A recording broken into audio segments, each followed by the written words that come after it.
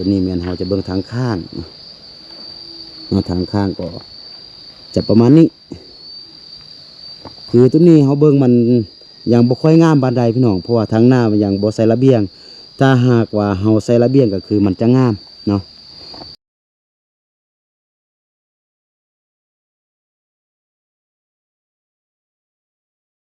กราบทักทายสบายดีและสวัสดีเด้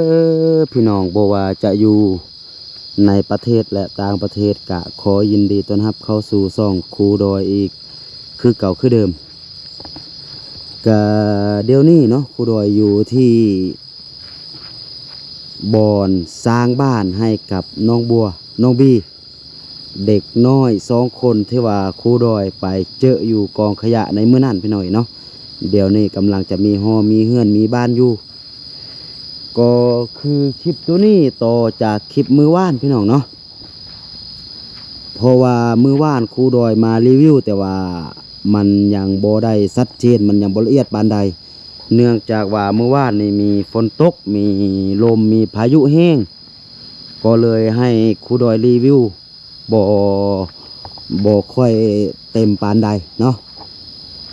นี่พี่น้องเอ้ยเนาะก็ตัวนี้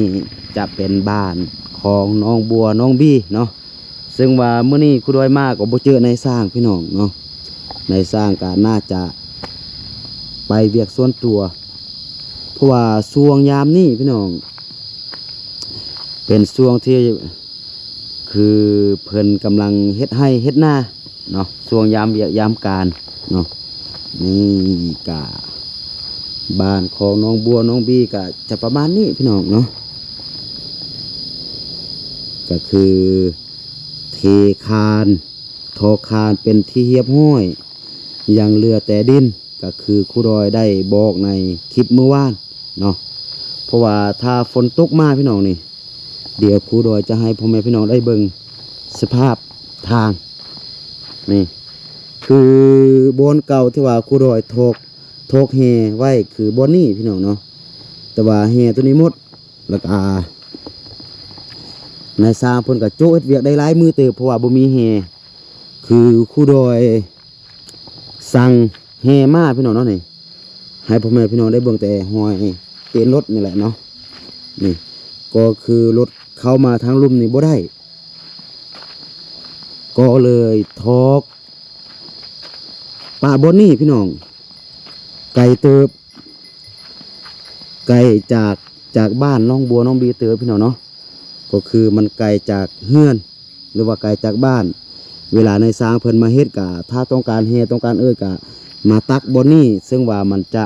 ลาซ่าเพราะว่าอยู่นี่มันไก่พี่น้องเนาะถ้าว่าป้าอยู่ลมพุ่นมันโม่เนาะนี่เบิ่งแต่ห้อยตีนรถพี่น้องเนาะนี่มาพันอยู่นี่ก็คือขนาดอยู่นี่เป็นบอนเพียงเนาะก็คือมันยังติดอยู่นี่แล้วก็ดินพี่น้องเนาะเฉพาะดินที่ว่าครูดอยสั่งมาใส่อยู่เฮือนน้องบัวน้องบี้นี่ครูดอยนี่เบิ่งแต่สภาพหน้าทางบนนี้เนาะ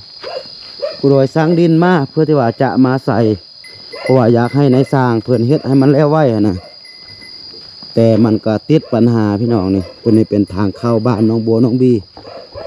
ก็คือดิน1 ลำรถเต็มพี่น้องเนาะก็คือดิน1 ลำรถเต็มนี่รถเข้ามาฮอดบ่นี่เข้ามาฮอดบ่นี่ก็คือไปหน้าก็ไปบ่ได้แล้วก็ออกไปทางหลังก็คือออกไปทางหน้าทางรวมพุ่นก็ไปบ่ได้พี่น้องเนาะก็เลยรถมันคาอยู่นี่แล้วก็โดนเติบแล้วก็เฮ็ดแนวใดก็บ่ได้ไปทางหน้าบ่ได้ไปทางหลังบ่ได้ก็เลยทอกดินทิ่มอยู่นี่แล้วล่ะก็คือ1 คันรถพี่น้องเนาะนี่ว่าทางช่วงนี้ก็อยู่ใส่คือกันพี่น้องเอ้ยก็คือลำบากเฮ็ดหยังก็ลำบากช่วงหน้าฝนเนาะส่วนซ้ายนะพี่น้องส่วนซ้ายก็ยังคือ1 คันรถตัวนั้นก็ยังบ่หมดเทื่อพี่น้องเนาะเพราะว่าส่วนหลายก็อาศัยแต่กอเนาะเฉพาะซ้ายคือที่คานเทมหยังก็คือใส่เหียตัวนี้เนาะตัวนี้ใส่เฉพาะแต่กอป้าโทษพี่น้องเนาะนี่ บ่แม่นของง่ายนี่ฝนตกมาก็คือทรายมาพี่มดพี่น้องเนาะเพราะว่าทรายนี่แพงพี่น้องเพราะว่าอยู่เมืองพาอุดมนี่มันบ่มีทรายพี่น้องเนาะก็คือตัวนี้ถ้าอยากได้ทรายแม่น้ำคลองก็คือเฮาต้องจ้างเขาไปต่างอยู่เมืองห้วยทรายพุ่นระยะทางกว่า70-80กิโลพี่น้องเนาะเฉพาะทรายนี่ก็คือคันรถหนึงก็คือ4ล้านพี่น้องแพงเนาะบ่คือแห่ตัวนั้นละแม่นคันรถหนึงแม่น1.2 ล้านเนาะถ้าคิดรายเป็นเงินไทยก็1.2 ล้านก็ประมาณ 2,000 พี่น้องเนาะตัวนี้ก็น่าจะประมาณ 6,000 พี่น้องเนาะ 6,000-7,000 บาท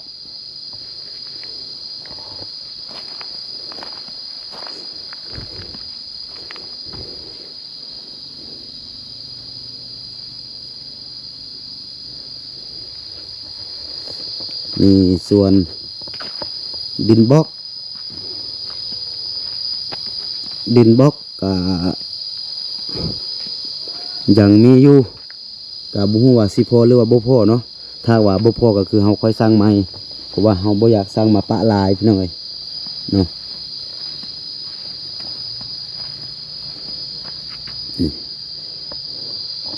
ท่านนี้ก็ยังมีเนาะส่วนตัวนี้ก็จะเป็น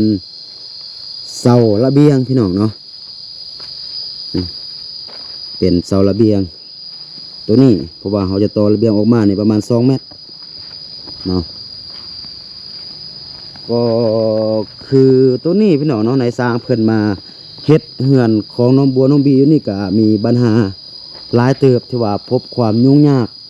อันดับที่หนึ่งก็คือเป็นไฟฟ้าพี่น้องเอ๋ยเนาะเพราะว่าในสร้างเพิ่นจะก่ออยู่บนนี้นี่จะเฮ็ดเฮือนอยู่บนนี้นี่ก็คือมันบ่มีไฟฟ้าพี่น้องเนาะเพราะว่าอยู่เฮือนแถวนี้ก็คือบ่มีมีไฟฟ้าถ้าว่าอยู่แถวนี้มีเฮายังสามารถไปคอต่อน้ำเพิ่นได้เนาะไปคอต่อน้ำเพิ่นได้แล้วก็คอยใส่ค่าไฟให้เพิ่นเนาะแต่ว่าอยู่นี่ก็คือมันบ่มีไฟฟ้าเลยเฮ็ดให้นายสร้างเพิ่นเฮ็ดเวียกลำบากเนาะพี่น้องเนาะนี่ปลาโทตัวนี้ทุกสิ่งทุกอย่างตัวนี้ก็คือน้องแก้วเป็นคนสั่งเองพี่น้องเนาะเพราะว่าคือตัวอย่างว่าห้องนอนครูโดยบอกว่าให้มาใส่ทางนี้เนาะแล้วก็น้องแก้วเพิ่นบอกว่าเพิ่นมักทางนี้ให้ใส่ทางนี้เนาะก็ตามใจเพิ่นเพราะว่าเป็นเฮือนของเพิ่นจะอยู่นะพี่น้องเนาะ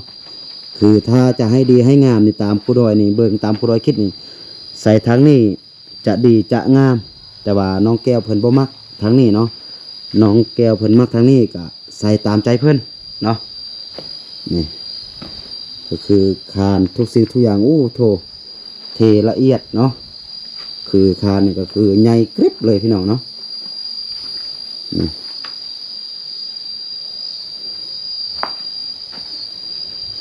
ตัวนี้ก็จะเป็นห้องน้ำตัวนี้ก็จะเป็นห้องครัวเนาะแล้วก็จะเฮ็ดประตูออกมาทางนอกบนนี้เพื่อที่ว่าน้องแก้วจะใส่น้ำใส่ในก็มาใส่ทางนอกบ้านนี่ก็ได้พี่น้องเนาะนี่หรือว่าจะดังฟอกดังไฟก็มาดังอยู่นอกนี่ก็ได้บ่เป็นหยังเนาะเดี๋ยวครูด้วยจะให้พ่อแม่พี่น้องเบิ่งทางหลังเฮือนเนาะว่าอยู่หลังคาเมื่อวานบ่ได้เบิ่งเนาะพี่น้องนี่ทางหลังเฮือนก็จะประมาณนี้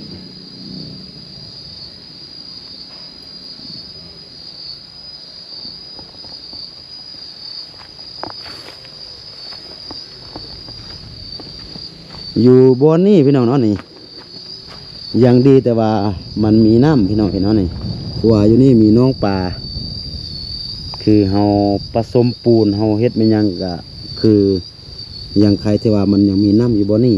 เนาะป้าโถเนาะนี่ฝนตกอ่ะเริ่มตกอีกแล้วพี่น้องเอ้ยสวงนี่เฮ็ดยังไปใส่มาใส่ก็ลำบากพี่น้องเนาะโดยเฉพาะครูด้วยนี่แหละก็คือไปใส่มาใส่แต่มอเตอร์ไซค์ก็เลยเฮ็ดให้มันลำบากน้อยหนึ่งพี่น้องเนาะแต่ว่าก็บ่เป็นยังคือครูด้วยก็เป็นสายลุยอยู่แล้วเนาะ นี่ตัวนี้แม่นเราจะเบิ่งทางข้างทางข้างก็จะประมาณนี้คือตัวนี้เขาเบิ่งมันยังบ่ค่อยงามปานใดพี่น้องเพราะว่าทางหน้ามันยังบ่ใส่ระเบียงถ้าหากว่าเฮาใส่ระเบียงก็คือมันจะงามเนาะแต่เรื่องความสูงนี่ก็คืออยากสูงน้อยนึงเนาะเฮือนตัวนี้แต่ว่าก็บ่เป็นหยังพี่น้องเพราะว่าเฮาเฮ็ดสูงเพื่อไว้ต่อหน้าก็คือน้องบัวน้องบีใหญ่มากถ้าว่ามีเงินมีค้ำซอกเงินซอกค้ำได้ก็คือถ้าว่าอยากต่อเติมเฮือนก็คือเฮาสามารถต่อออกมาทางข้างก็คือมันจะพอดีเลยเนาะแต่ว่าเดี๋ยวนี้เฮาเบิ่งมันอยากสูงน้อยนึงแต่ว่าเฮาเฮ็ดเพื่ออนาคตข้างหน้าเนาะเพราะว่าทางหน้าถ้าหากว่าน้องบัวน้องบีใหญ่มากก็อยากต่อเติมก็ต่อเติมมาทางนี้ก็ยังได้เนาะแล้วก็จะเฮ็ดให้เงินตัวนี้ก็คือพอดีงามเลยถ้าหากว่ามีการต่อเติมออกมาทางข้างเติมคือ3แม่ลูกอยู่นี่ต่อแฮงพี่น้องเนาะสุดยอดเลยเนาะก็คือเฮือนตัวนี้เป็นขนาด6x6แล้วก็ต่อเฮือนครัวมาทางหลังห้องครัวกับห้องน้ำเนาะอีก2.50 เมตรเฉพาะเฮือนใหญ่นี่แม่น6x6พี่น้องเอ๋ยเนาะนี่เฉพาะห้องโถงตัวนี้ก็คือเป็น3 เมตรคูณ6 เมตรพี่น้องเนาะนี่แล้วก็ตัวนี้เป็นห้องนอน2ห้องนอนเป็นขนาด3 เมตรคูณ3 เมตรทั้ง2ห้องเนาะ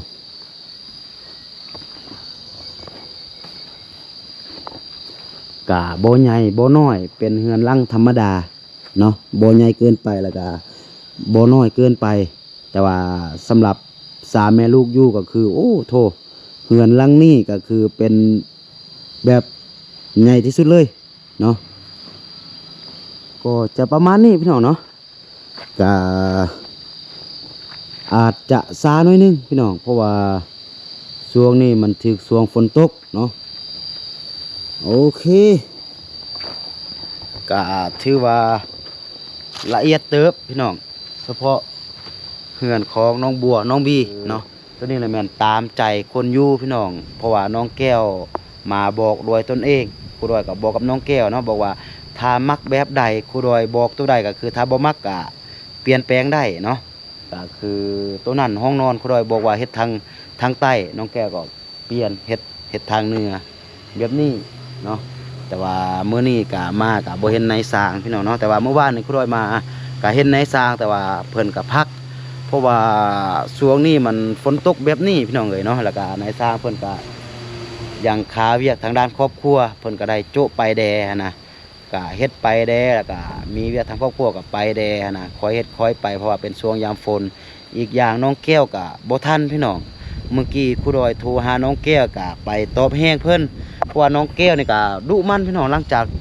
กลับมาจากบ่อนเฮ็ดเวียกแล้วก็ไปเฮ็ดให้เนาะไปเฮ็ดให้เฮ็ดสวนเพราะว่าน้องเพิ่นก็ยานที่ว่าปีหน้าจะบ่มีอันครบอันกินสู่ลูกกินนะแล้วก็เพิ่นก็กลับมาก็ไปเฮ็ดให้เนาะโธ่ฝนตกอีกแล้วพี่น้องเนาะครูดอยมารีวิวเหือนน้องบัวน้องบียามได้ก็คือเจอฝนตกตลอดเนาะเมื่อวานก็มีลมแดดมีฝนแดดมื้อนี้ก็อีกมื้อนึงเนาะโถโอเคพี่น้องเนาะตอนนี้ครูดอยก็มาฮอดอยู่ที่เหือนของไอ้ฮักเป็นที่เฮียบห้อยพี่น้องเนาะหลังจากที่ว่าไปอัปเดตการสร้างบ้านของน้องบัวน้องบีพี่น้องเนาะนี่โถเปียกหมดพี่น้องนี่ฝนตกนี่ครูดอยเปียกหมดพี่น้องโถไปอัปเดตบ้านน้องบัวน้องบียามได้ก็คือเจอฝนตลอดบ่ฮู้ว่าเป็นหยังก็จะประมาณนี้พี่น้องเนาะ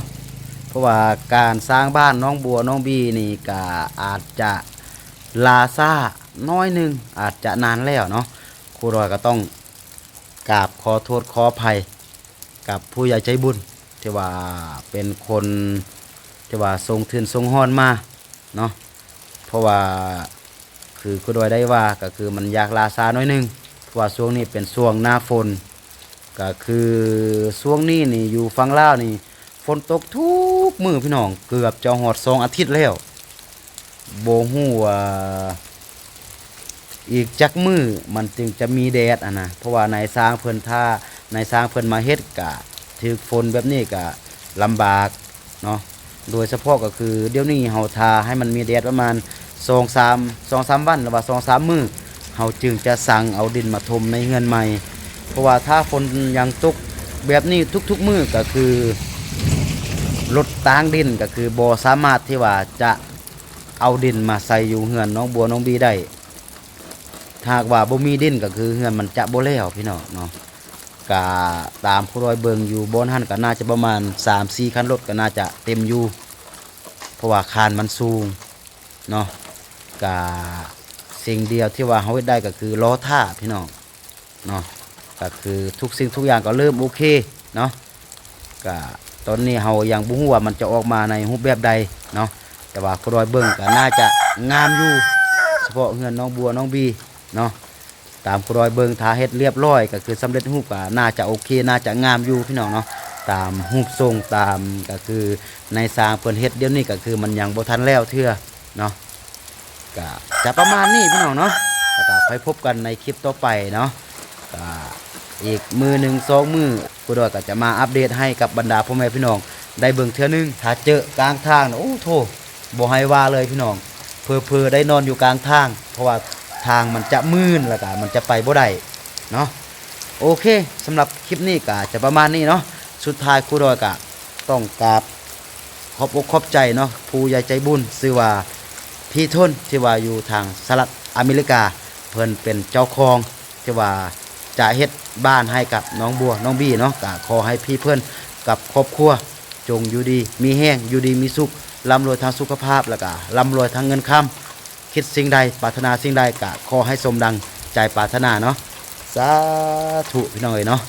แล้วก็ค่อยพบกันในคลิปต่อไปส่วนว่าเป็นคลิปใดอยู่ใส่กะอย่าลืมเข้ามาให้กำลังใจกันคือเก่าคือเดิมที่สำคัญกะอย่าลืมเบิ่งโฆษณาให้กับครูดอยเพื่อที่ว่าจะเป็นกำลังใจให้ครูดอยในการไปช่วยเหลือสังคมแบบนี้ต่อไปเนาะสำหรับคลิปนี้ครูดอยต้องกล่าวคำว่าสบายดี